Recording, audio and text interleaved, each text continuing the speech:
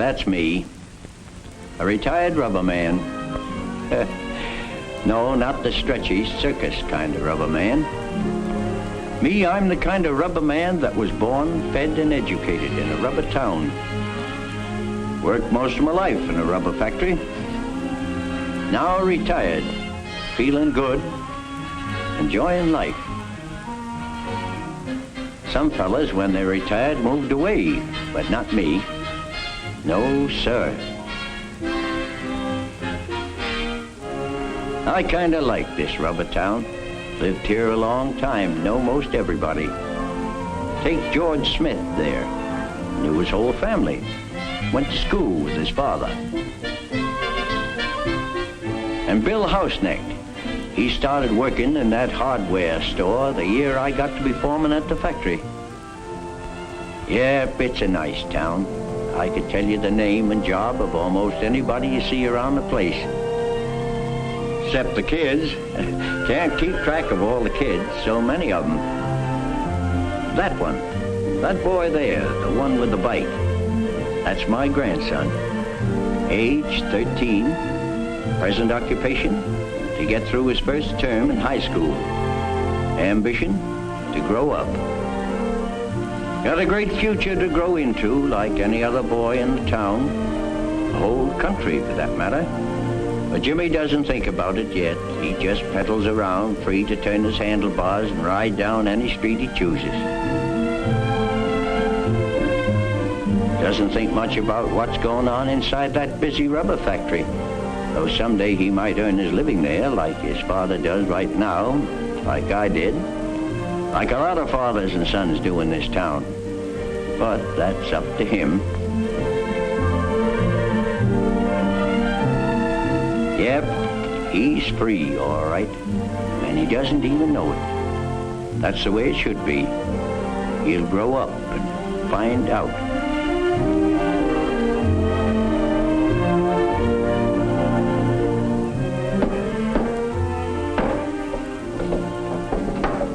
Hi, Gramp. Hi. Well, did Bill have the tax? Here you are. Special safe delivery to grandfather's. We go anywhere. Much obliged. I was almost out of them.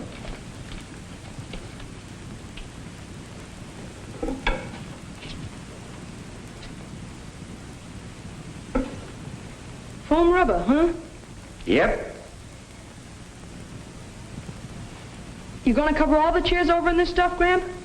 Most of them, I guess. In time.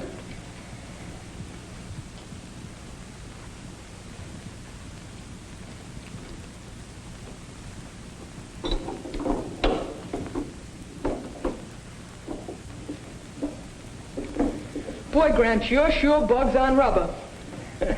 Well, you're sure bugs on baseball. Yeah. But I thought when you retired from something, you were supposed to forget about it. Well, you can and you can't. But after 40-odd years, rubber still fascinates me. You know, it's an interesting thing, rubber. You said it. Let me show you something. Now watch.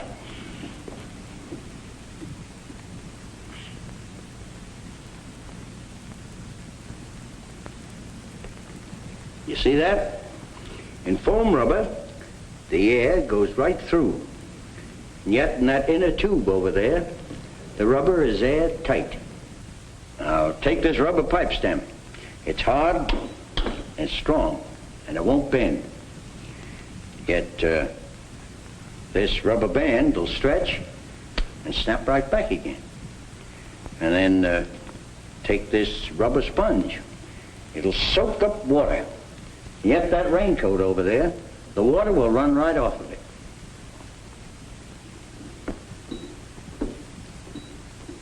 Hey, this is pretty springy stuff. Oh, I got something springier. Yeah? Where? Let's see it, Gramp. Well, you go upstairs and bring me an egg. An egg? Yes, a nice raw one. Huh? Go on. You deliver anywhere, don't you? Okay.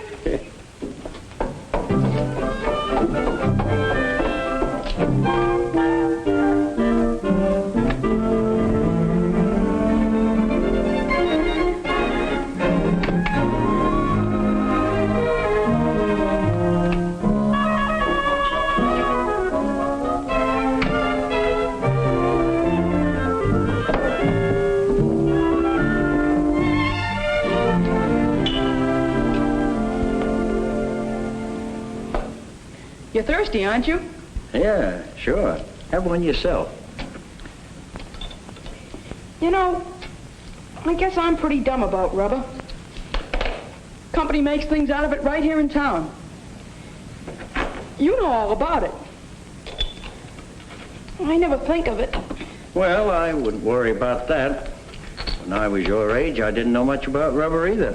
No reason to. Give me a hand with this, Jimmy. We'll finish this thing up. That's it. Now, hold that tight. And then I went to work for the company. Yes, I took a look around, made up my own mind, went to work for the rubber company. And after a while, I began to find out about rubber. What it was, the thousands of things you could do with it. Saw how the industry had to be big to fill the demand for rubber products. About 1,000 rubber companies in this country, big and small. Saw a lot of scientists and engineers working on rubber, figuring out ways to make it do more things so people could use it more, help them to live better. The more rubber people used, the more we had to make. So that meant more people like me running more machines. Thousands of people making something that other thousands of people need and want. That's what business is. People. Small business or big business. It's people. It all seemed kind of exciting to me, so I stayed. You might say I worked in rubber and retired on it. Well, there she is. Now let's get her back where she belongs. Don't forget the egg. What are you going to do with this thing? You'll see.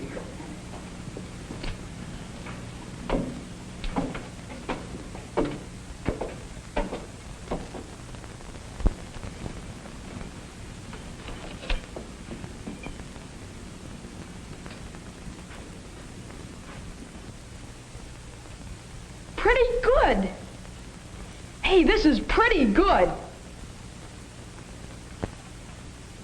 How about the egg? Oh, yeah. Yeah, wait.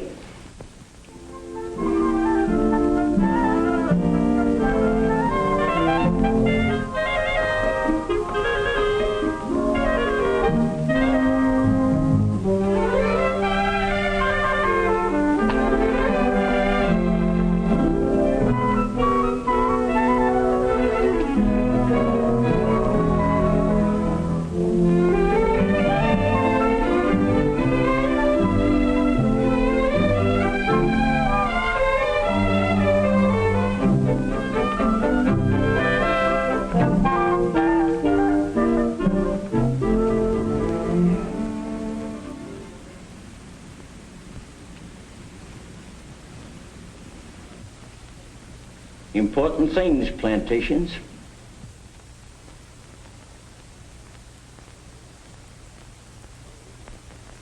Those are rubber trees. Thousands of them. Planted just like an apple orchard.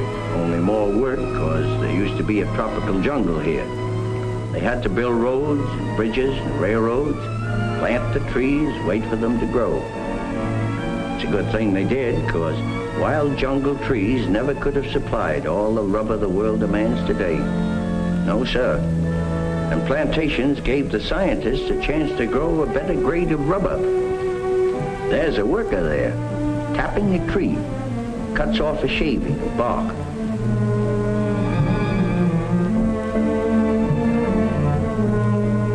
Those white drops are rubber, liquid rubber. They call it latex. Just a drop at a time, that's the way we get rubber from a tree.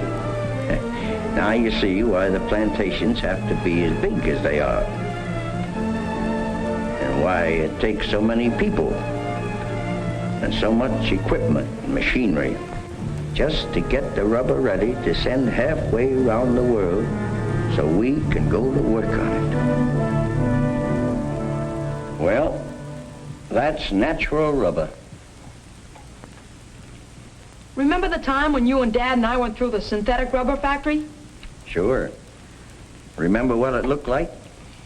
Well, well, Gramp, that was 3 years ago. I was only a kid then. All I can remember is a lot of tanks and pipes. Yep, tanks and pipes and pumps, all working and mixing up different chemicals, making rubber. Remember they told us synthetic rubber is made from 2 chemicals? Well, let's see. One of the 2 chemicals is made from either crude oil or alcohol. Call it butadiene. The other stuff is styrene. Comes from coal tar. They add a few more chemicals and the whole batch goes into a kind of pressure cooker that heats them, stirs them, mixes them. And we have synthetic liquid latex. Most of it's turned into dry rubber.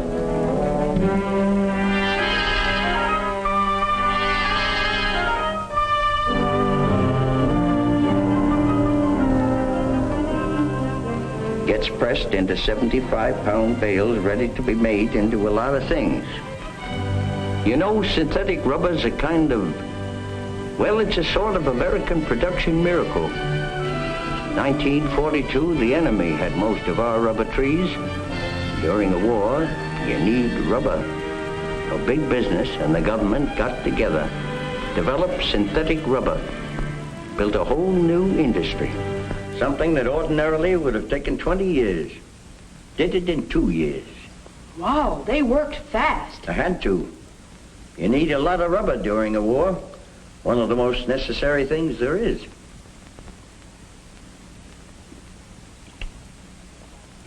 Gramp, if you hold that egg any longer, it's gonna hatch.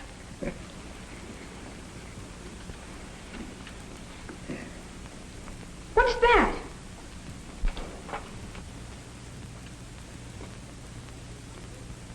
What are you gonna do, Gramp? No, I guess your grandmother wouldn't approve. Let's go in the kitchen. For what? For what? I don't get it.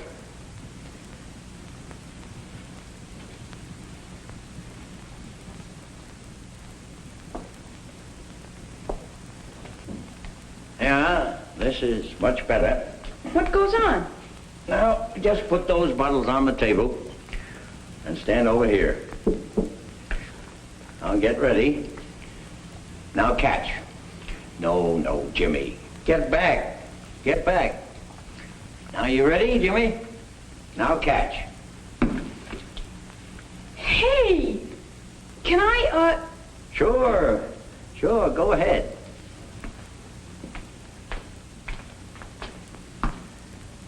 Go on, get back there and throw it. Now, get back there. Okay? Right. Hey! The egg didn't break in the rubber, it bounced. Well, I told you it was springy. I'll say.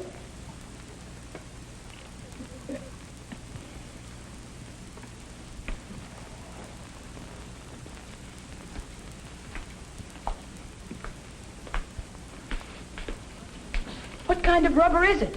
Cellular rubber. It's a new kind of rubber with nitrogen blown into it. Makes it absorb shocks. May save lives in accidents. Oh, brother. What won't they think of next? Well, Jimmy, they keep thinking of lots of things because rubber by itself isn't of much use. Just like flour by itself wouldn't bake you a cake, rubber by itself wouldn't make you a useful rubber product. Take a bale of natural rubber, for instance. First thing you know, sort of giant meat grinder chews the rubber, softens it, gets it ready for processing. Different rubber products have different recipes, but they all start out the same way. Got to be mixed.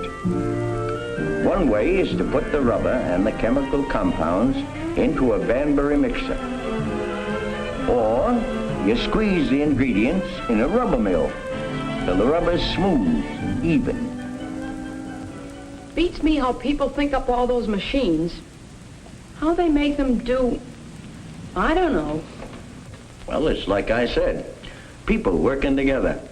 Takes some people to figure out how to put the machinery to work, to manage it, make it pay off. Then other people to work the machine. And still other people to put up the money to finance the whole operation. I own a few shares of stock myself. What's the matter? Oh, well, you said something. Well, I don't know, I just never thought of rubber being made like a cake. Sure, it's mixed, shaped, and baked. Like Mom's cookies, huh? Yeah, or Grandma's donuts. Or tires. Well, some people's donuts would make better tires, I grant you, but not Molly's, not your Grandma's. Oh, Gramp.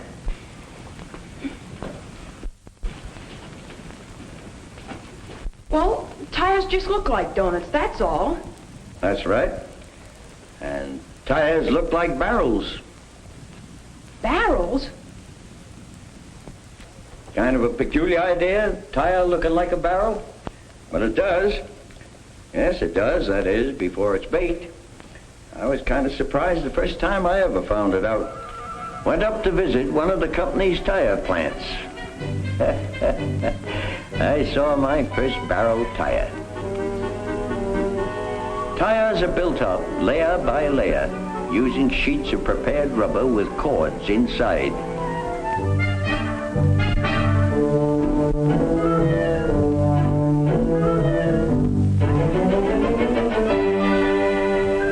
Cords come from textile mills. That's how rubber companies got into the textile business. There's a tremendous amount of work to be done before they start putting the actual tire together. They have to coat the cords with latex. Then they squeeze a coating of rubber over the cords.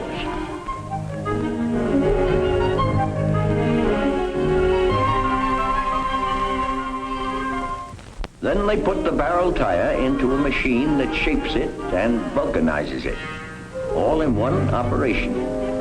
Most rubber goods have to be vulcanized to give them their permanent shape.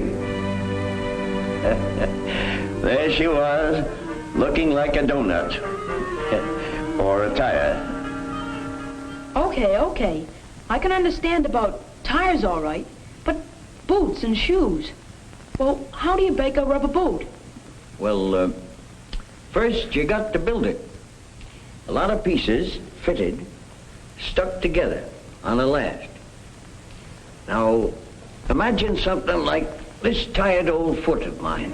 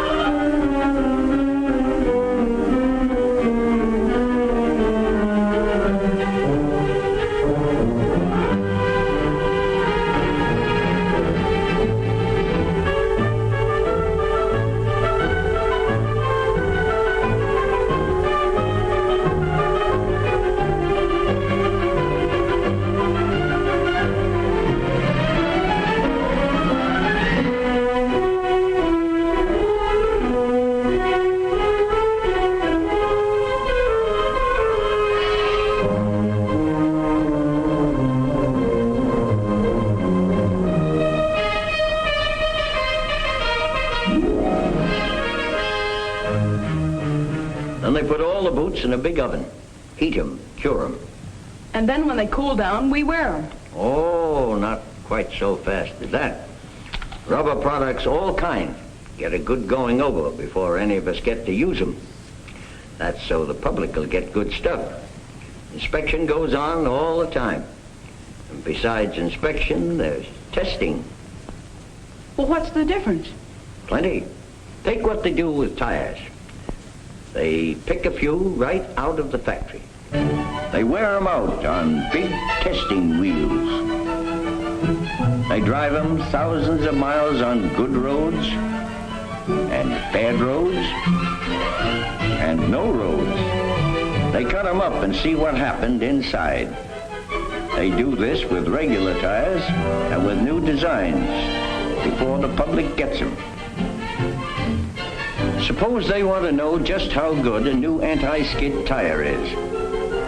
They fix up a section of road with slippery stuff like soap suds. Put the new tires on one of two test cars and jam on the brakes when they hit the slippery spot. Then they're sure they've got something the public can trust. Whew, too much trouble. Not for the company. Stuff they make's gotta be good. Gotta give service. People use a lot of rubber nowadays. Walking, sitting, riding, playing, working, sleeping. The average person in the United States, let me see now, around 1910 when I started in the business, the average person used 1 pound of rubber a year. Today, the average person in this country uses over 15 pounds of rubber a year. All that rubber, for what? For what? Jimmy, rubber's so much part of our life that people don't realize how useful it is to us. How many ways it can help us. Open that door. What do you see around the edges? Rubber. Look at your shoes. Rubber. Look at your shoes. Rubber. Look at the table and the chairs. It's everywhere. Sure is. Look over there at the plugs and the cord running into the electric mixer. Probably a few rubber parts in the mixer, too. Little ordinary sink stopper. Lots of things. Rubber products in the bathroom, for instance. Rubber bath mats, hot water bottles, top of a little eyedropper. Find a lot of rubber products around the living room, too. Rubber in the electric cord to protect you from electricity. A lot of rubber in the radio or television set. Under a rug, too. Plenty of rubber over in the hospital. Gloves, pads, masks, tubes, and so on. Besides tires. Average car has about 350 different rubber parts. They're even making roads out of rubber these days. Yeah, rubber helps us relax, have fun.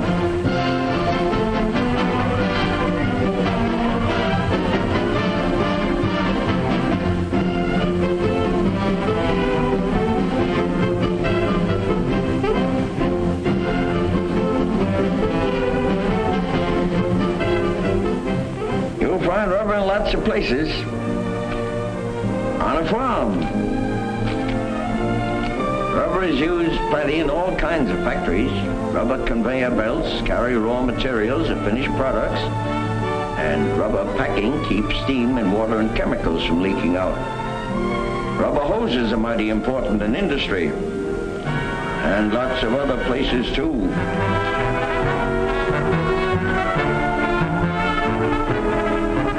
Seems you got to defend yourself nowadays if you're going to stay free.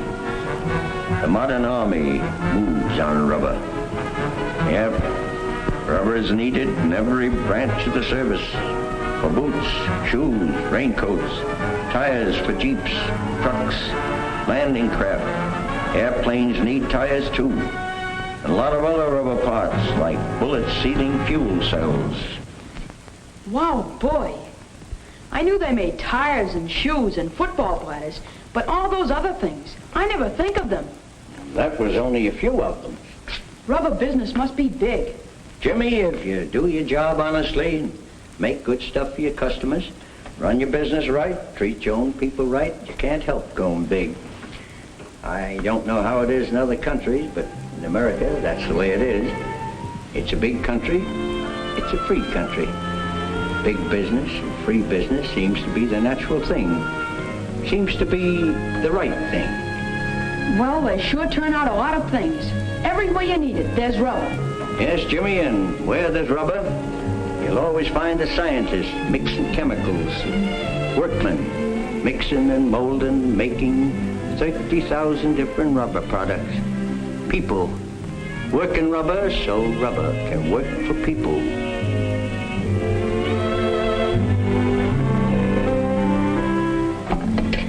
You think 2 of these things will hold you till supper?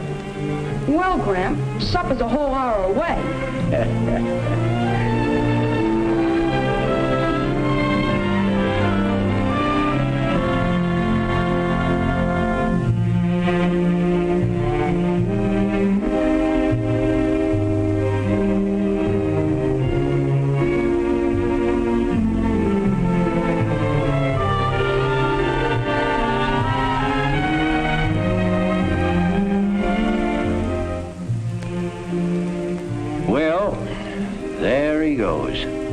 Pushing his rubber shoes on his rubber pedals, pumping his rubber wheels through his rubber town.